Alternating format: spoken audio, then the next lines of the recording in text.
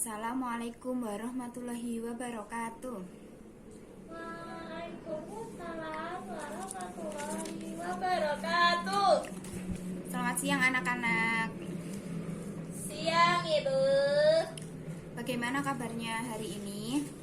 Alhamdulillah sehat Bu. Alhamdulillah ya.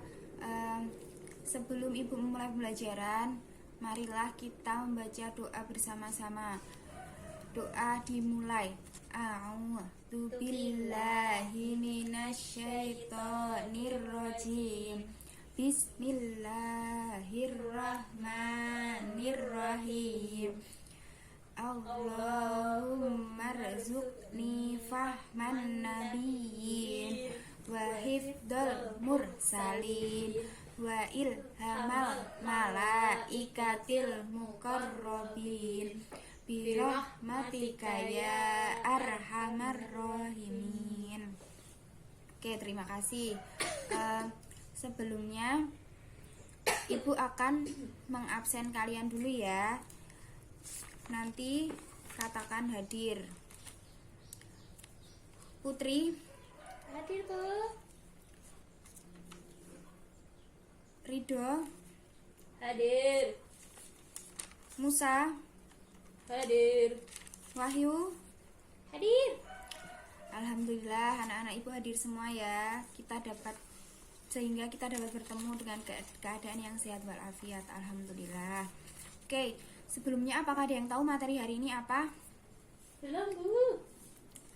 Materi hari ini yaitu Toharoh. Apakah ada yang tahu pengertian dari Toharoh? Apa? Menyucikan diri bukan Bu? Ya, bersuci. Ya, Toharoh menurut syara ialah suci dari hadas dan najis. Nah, suci dari hadas dan najis itu berbeda. Kalau suci dari hadas itu dengan mengerjakan wudhu, mandi, wajib, dan tayamum. Sedangkan suci dari najis itu menghilangkan najis yang terdapat di badan, pakaian, tempat. Sekarang kita akan membahas tentang macam-macam air. Ini adalah air yang dapat kita gunakan untuk bersuci, yaitu air yang bersih. Air yang bersih artinya air yang suci lagi mensucikan, yaitu air yang turun dari langit atau keluar dari bumi yang belum dipakai untuk bersuci. Jadi masih benar-benar bersih dan suci, belum tersentuh oleh tangan manusia atau hal-hal yang dapat menyebabkan air tidak suci. Air yang suci dan mensucikan yaitu air hujan, air sumur, air laut, air sungai, air salju, air telaga, air embun. Jadi ada 7 macam air yang suci dan mensucikan. Dapat digunakan untuk berwudu dan mandi. Selanjutnya yaitu pembagian air. Ditinjau dari segi hukum.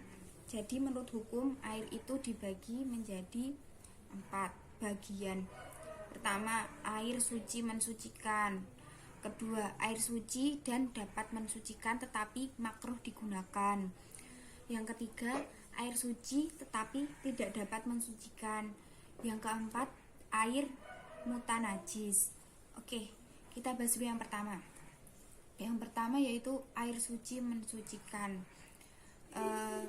Air suci mensucikan itu air yang masih suci, dapat digunakan untuk bersuci dengan tidak makruh.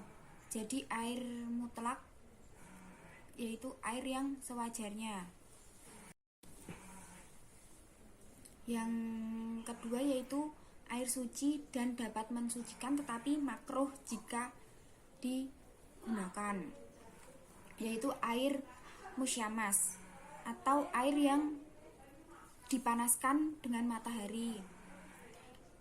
Jadi air yang terkena sinar matahari dan ditempatkan di logam itu air suci tetapi makruh jika digunakan. Yang ketiga yaitu air suci tetapi tidak dapat mensucikan. Contohnya air mustakmal. Air mustakmal itu air yang telah digunakan untuk bersuci, untuk menghilangkan hadas atau menghilangkan najis, walaupun tidak berubah warna, rasa, dan bau.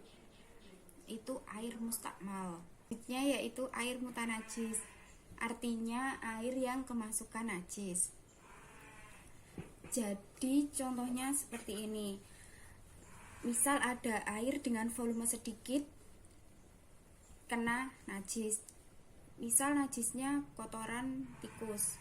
Nah, meskipun tidak berubah sifatnya, yaitu rasa, warna, dan bau, air itu tetap najis, yaitu tidak dapat digunakan untuk bersuci. Sedangkan air yang volumenya banyak tetapi kemasukan najis, tetapi tidak berubah warna, rasa, dan bau, tetap suci dan dapat digunakan untuk bersuci seperti wudhu, mandi. Nah, itu untuk air mutanajis. Baiklah anak-anak, apakah sudah paham dengan penjelasan Ibu? Sudah, Bu. Alhamdulillah, jika sudah, Ibu akan melanjutkan ke materi penjelasan selanjutnya, yaitu tentang macam-macam najis.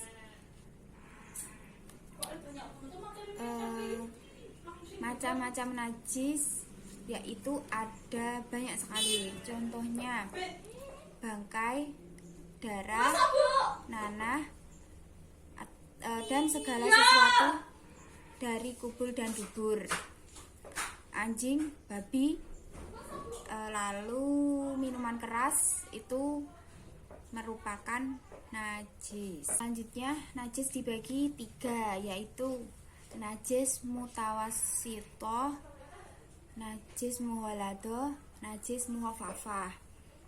Yang pertama yaitu najis ringan atau mukhafafah. Contohnya adalah najis dari air kencing bayi laki-laki yang belum berumur 2 tahun dan belum makan sesuatu kecuali air susu dari ibunya. Najis mutawasitoh yaitu atau najis sedang ialah najis yang keluar dari kubur dan dubur manusia maupun hewan kecuali air mani, susu hewan yang tidak halal dimakan, bangkai, tulang, dan bulu, kecuali bangkai-bangkai manusia dan ikan serta belalang. Selanjutnya yaitu najis mutawasitoh dibagi menjadi 2. Yang pertama najis ainiyah, yang kedua najis hukmiyah. Najis ainiyah itu najis yang berwujud, yaitu najis yang dapat terlihat, nampak, seperti kotoran manusia.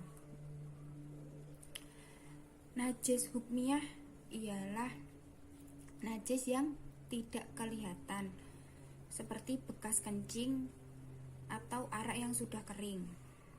Yang ketiga atau yang terakhir yaitu najis mughaladoh atau najis berat.